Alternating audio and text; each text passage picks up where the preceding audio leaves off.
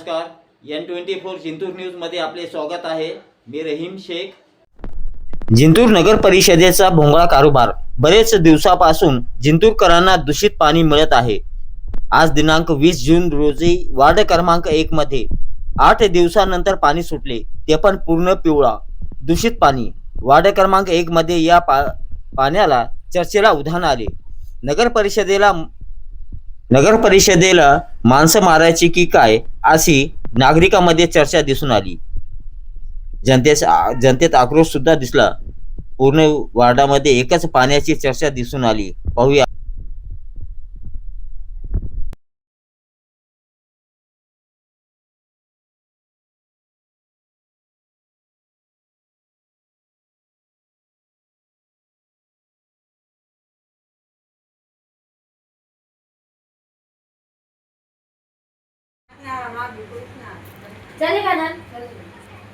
हे तर पूर्ण पिवळी हिरवी बाहेरून टाकी आहे आणि आतून एकदम पांढरी शुभ्र टाकी दिसते. पण ह्याच्या मधात बघा पाणी, ह्याची साईडची कोर बघा पांढरी आहे आणि हे पाणी बघा, हे दूषित पाणी.